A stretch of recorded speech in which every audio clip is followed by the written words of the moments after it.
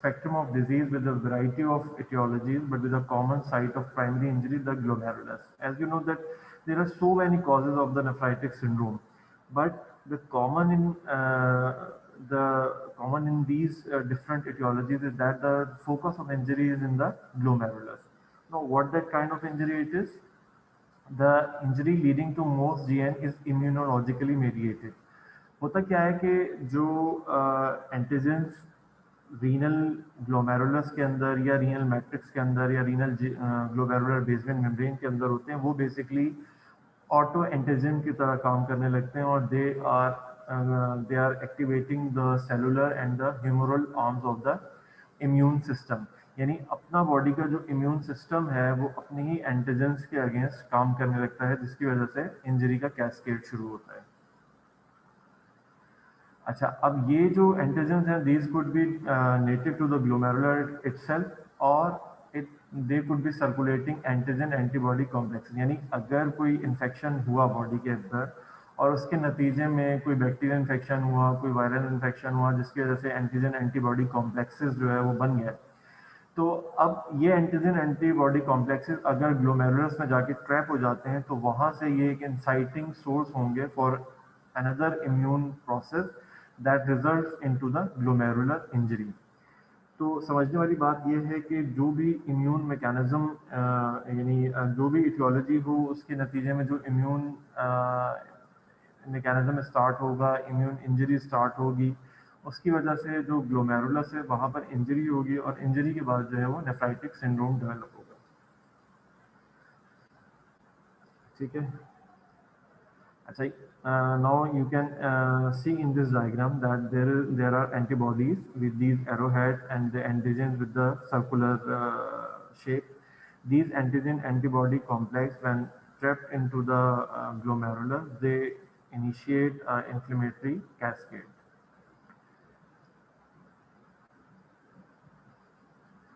Damage to and activation of the surrounding cells and the matrix then lead to the changes that are evident on the histological examination and the clinical syndrome.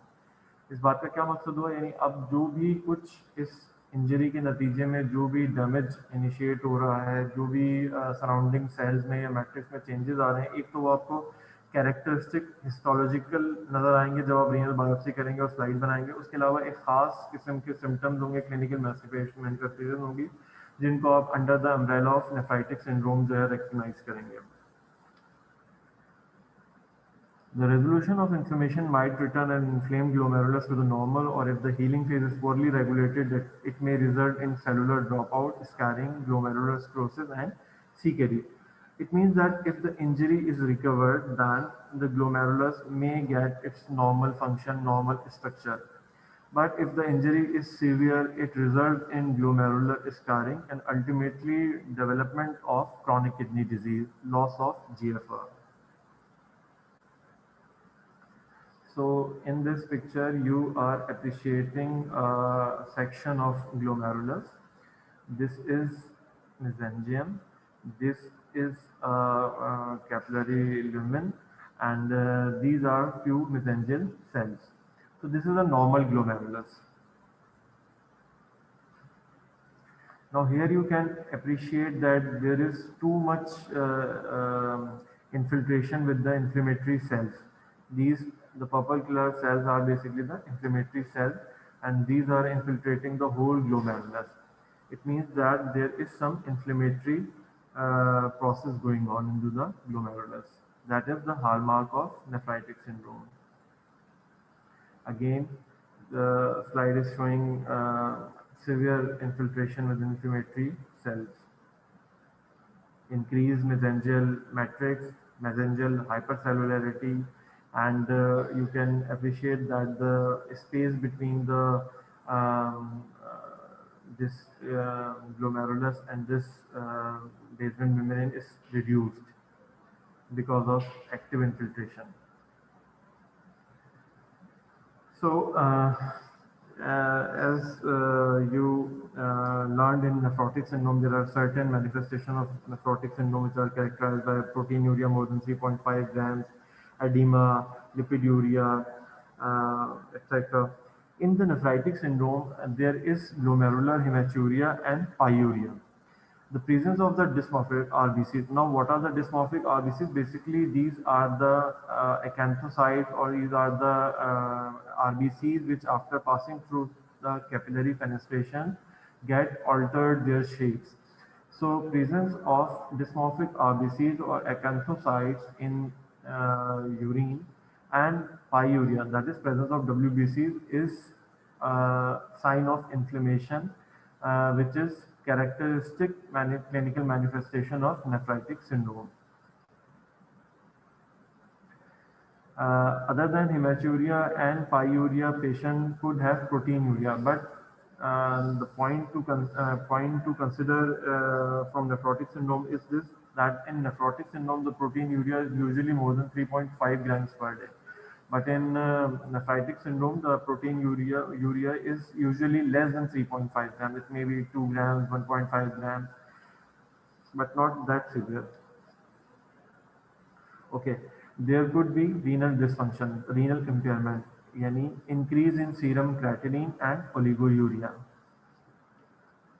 Hypertension and edema may occur from the sodium and water retention, but usually edema is not that marked that, as it in nephrotic syndrome.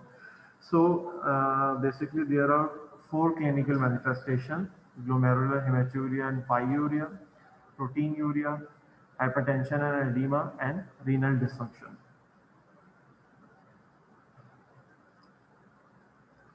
So basically, the nephritic syndrome itself is a histological variant of glomerulopathies. Now, under the term of the nephrotic syndrome, what possible glomerular diseases could be?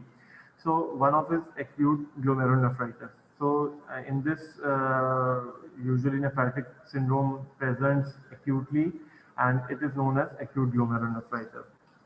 But if the features of the nephrotic syndromes present for a period over of months to years with the renal impairment but no rapid change in the renal dysfunction, यानी अगर किसी को पहले से renal dysfunction है और जो nephritic syndrome के parameters हैं वो पहले से चले आ रहे हैं, लेकिन renal function stable चल रहा है, मजीद खराब नहीं हो रहा. फॉर इंस्टेंस किसी का creatinine जो है वो 2 या 2.5 है, उसको glomerular hematuria भी है, pyuria भी है, हाइपरटेंशन, एडिमा, ये सारे फीचर्स पूरे हो रहे हैं, तो अब उसको नेफ्राइटिक सिंड्रोम क्लासिफाई करेंगे. मगर चूंकि उसका क्रेटिनिन स्टेबल है, इसलिए, और ये चूंकि मंथ्स और ईयर से ज़्यादा गुजर चुके हैं, तो इसको हम क्रॉनिक जीएन की कैटेगरी में रखेंगे.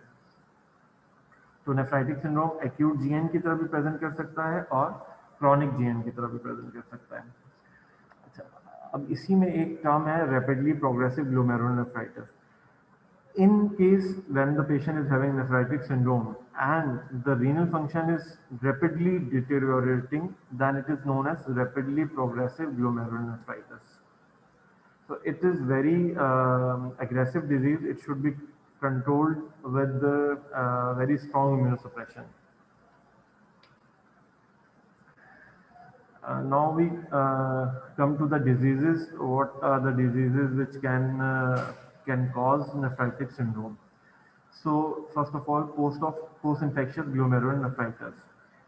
Basically, this disease entity occurs after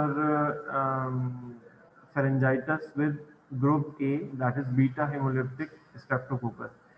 When a patient is having infection with group A streptococci, the bacterial antigens and the patient immune response, antigen antibody reaction that results in tapping of these antigen antibody complexes into the glomerulus and secondary initiation of the immune response in which there is glomerular injury.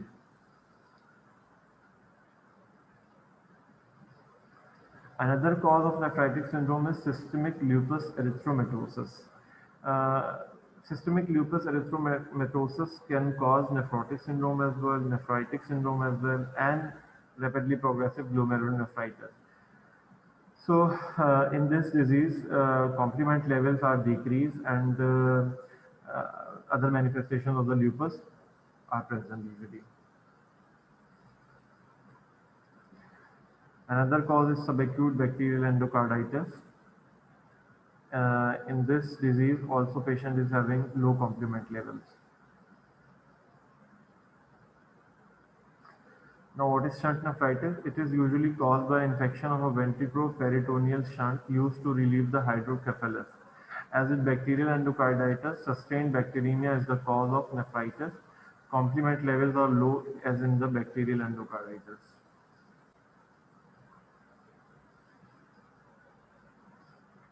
IgA nephropathy. IgA nephropathy is an immune complex disease with normocomplementemia. IgA protein complex deposition is the mechanism of the renal impairment seen with HSP, that is Hinox-Schönlein purpura. अच्छा, अब इसमें ये note करने वाली बात है कि कुछ डिजीजेज जो है वो कॉम्प्लीमेंट लेवल्स उनमें लो हो रहे हैं और कुछ में नॉर्मो कॉम्प्लीमेंटीमिया है। जैसे अभी हमने जो चीज़ें पढ़ी उसमें शंट नेफ्राइटिस, बैक्टीरियल एंडोकार्डाइटिस, इनमें सब में कॉम्प्लीमेंट लेवल्स लो होंगे, एसएलई में, पीआईजीएन में। लेकिन आईजीए नेफ्रोपैथी में जो नेफ्राइटिक सिंड्रोम होगा उसमें कॉम्प्लीमेंट लेवल्स जो हैं वो लो नहीं होंगे। ये इसलिए इम्पोर्टेंट है कि व्हेनेवर जब आप किसी पेशेंट को नेफ्राइटिक सिंड्रोम सस्पेक्ट कर रहे होते हैं और आपने अभी बायोप्सी नहीं की होती और आपको कॉज में क्वेरी होती है, तो ये कुछ सीरोलॉजिकल मार्कर्स जो हैं वो आपको हेल्प कर रहे होते हैं डायग्नोसिस में। तो अगर पेशेंट के कॉम्प्लीमेंट लेवल बाकी जो पेशेंट की पिक्चर है वो नेफ्राइटिक सिंड्रोम की बन रही है और कॉम्प्लीमेंट लेवल्स जो हैं वो नॉर्मल आ रहे हैं, so rather thinking of PIGN, bacterial endocarditis, one must consider IgA nephropathy in the differential.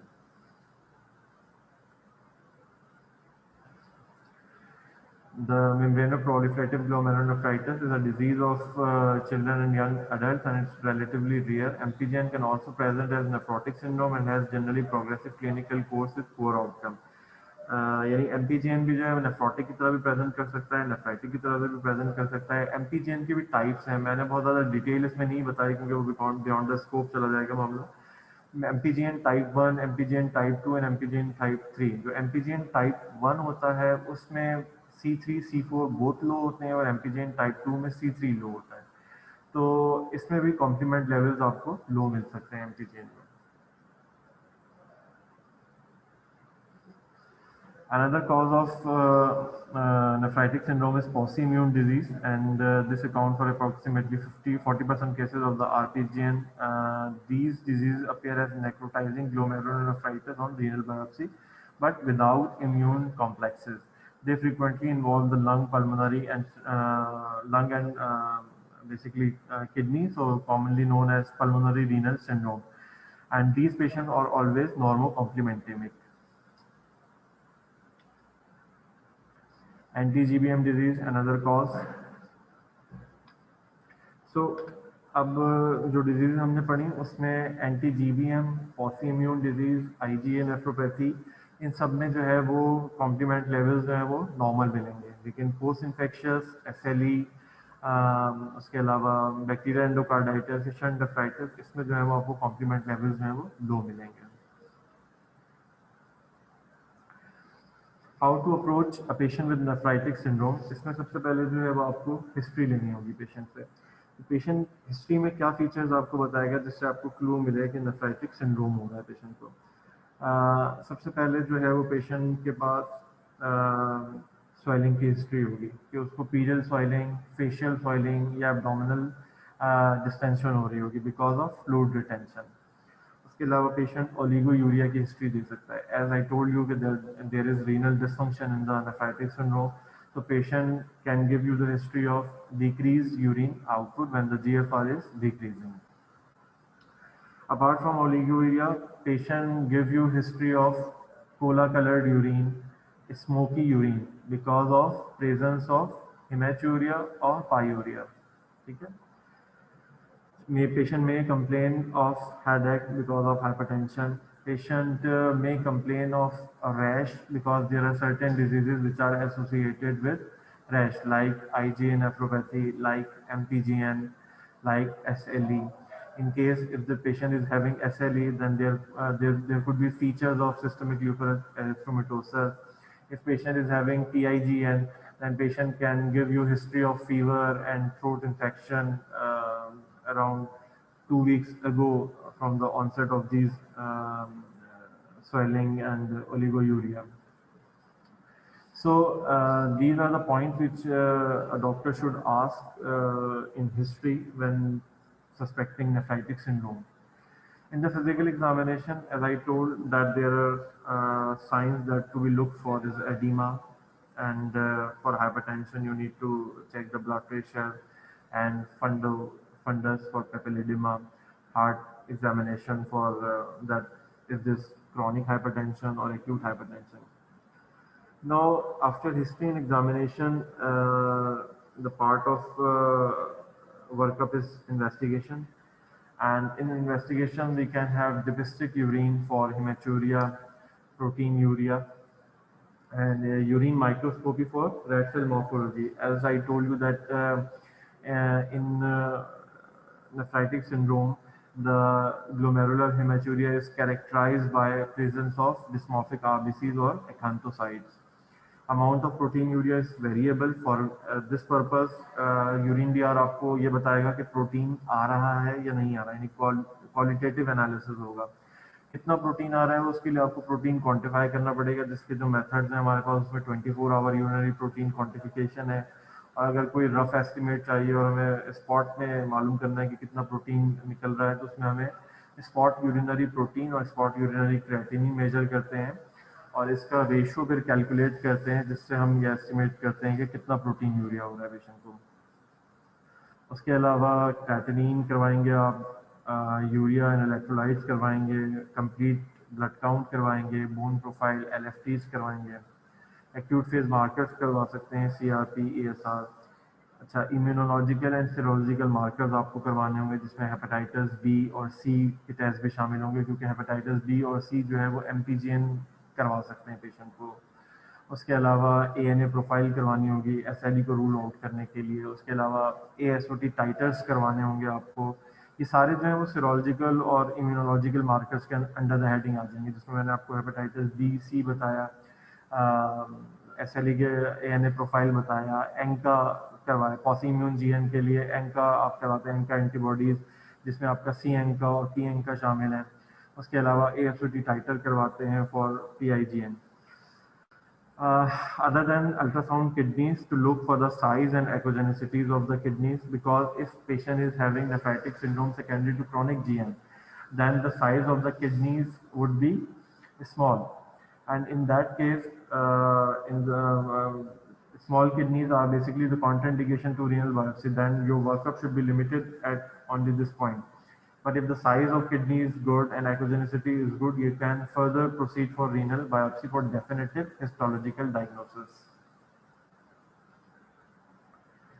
So in this slide, you can appreciate the difference between the nephrotic syndrome and nephritic syndrome. Here, the features which are listed in the nephritic syndrome are basically the acute nephritic syndrome.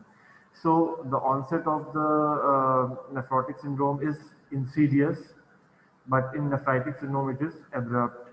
Edema is more marked in nephrotic syndrome, and blood pressure is more raised in nephritic syndrome. JVP in nephrotics could be normal or low, but in nephritic syndrome, JVP is raised. The reason why JVP is raised in nephritic syndrome, because both the patient in nephrotics and nephritis have edema, but in nephrotics, edema is basically due to hypoalbuminemia that leads to extravasation of the fluid into the interstitial spacing. But in nephritic syndrome, the edema is usually intravascular because of excessive salt and fluid retention. So this leads to raised GVP. The point I am focusing on this GVP is because both the states are edematous, but in one the JVP is normal or low, but in another nephritis में JVP जो है वो raise होगी. The proteinuria, as I told you, the more marked in nephrotic syndrome, but hematuria is more marked in nephritic syndrome. Red blood cell counts would be absent in nephrotic, but present in nephritic syndrome. And serum albumin is low in nephrotics, but normal or slightly reduced in nephritic. The reason behind this difference in albumin is because proteinuria is more marked in nephrotic syndrome, so albumin is less. And since in nephritic syndrome the proteinuria is less marked, then that result ultimately in normal or near normal albumin levels in the nephritic syndrome. So this slide is very important because you need to differentiate between nephrotics and nephritics. Now, after investigations, you need to do management of the nephritic patient. In the management, there are certain general management points, and then we will highlight the specific therapeutic option. First of all, as you know that there is edema, there is hypertension, there is salt and water retention. So you need to limit the salt and water to a patient suffering from nephritic syndrome. Salt intake should be less than 5 grams per day, and oral intake of fluid should be 500 to 1 liter adjusted according to the volume status and urine output. This is very important because ऐसा नहीं है कि हर patient में जो है वो आपने जो है वो 500 टू 1 लीटर तक जाके यूरिन आउटपुट जो है वो सॉरी इनटेक जो है वो आपने फिक्स कर देना है। अगर किसी का यूरिन आउटपुट बहुत अच्छा है तो उसको थोड़ा सा लिबरल फ्रूट दिया जा सकता है, लेकिन अगर किसी का यूरिन आउटपुट कम है तो ऑब्वियसली आपको रिस्ट्रिक्शन करनी है। सिमिलरली वॉल्यूम स्टेटस, अगर कोई पेशेंट पहले से एडिमेटर्स है तो ऑब्वियसली आपने फ्रूट रिस्ट्रिक्शन करनी है, लेकिन अगर पेशेंट बहुत ज़्यादा वॉल्यूम नहीं है यानी बहुत ज़्यादा एडिमेटर्स नहीं है तो उसमें भी हम रेस्ट्रिक्शन को थोड़ा सा ईज दे सकते हैं।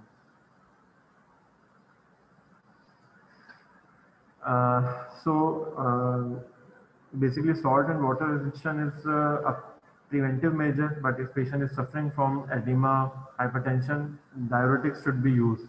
Diuretics may promote a natriuresis and provide a symptomatic relief. इसमें जो हमारे पास diuretic में basically loop diuretics का option है। loop diuretics में हम furosemide use कर सकते हैं 40 to 160 milligram per day, and इसकी dose को बढ़ा भी सकते हैं according to the response or renal function. तो डायरेटिक्स क्या करेंगे, बेसिकली ये एडिमा रिजॉल्व कराएंगे, नाइट्रोयूरेसिस कराएंगे, जिसकी वजह से सोडियम रिटेंशन कम होगी और पेशेंट को फ्लूइड रिटेंशन भी अल्टीमेटली कम होगी। यानी एक तरफ फ्लूइड निकलेगा, दूसरी तरफ रिटेन करने की जो टेंडेंसी है वो कम होगी, जिसकी वजह से पेशेंट अपने नॉर्मल वॉल्यूम स्टेटस की तरफ जाएगा और ब्लड प्रेशर को कंट्रोल करने में मदद मिलेगी। Volume station and weight should be daily monitored, and likely then the intake and output planned according to the volume status and urine output. BP is usually volume related and may be significant, as I told that fluid and salt restriction and diuretics can also help in blood pressure management. But despite all these measures, if blood pressure is not controlled, then you can use diuretics, beta blockers, calcium channel blockers, and ACE or ARBs inhibitors, because ACE or ARB inhibitors are also effective in reducing proteinuria, but they can cause a slight increase in the creatinine. So ACE and ARBs are very much used in glomerular diseases, but with very caution. But when there is a rise in creatinine more than 30% from the baseline, then we should not use ACE or ARBs. But in managing hypertension, these drugs are the options in which diuretics, beta blockers, calcium channel blockers, and ACE are excess. The target blood pressure is usually less than 130/80. In the specific immunosuppression, we have option of steroids. If patient is suffering from the RTGN, then we can give him or her pulse steroid with the solumedrol. Other than steroid, we have cytotoxic drugs in which we have cyclophosphamide and azathioprine. We have CNIs in these categories, in which include cyclosporine and tacrolimus. And the choice of these drugs depends upon the definitive histological diagnosis.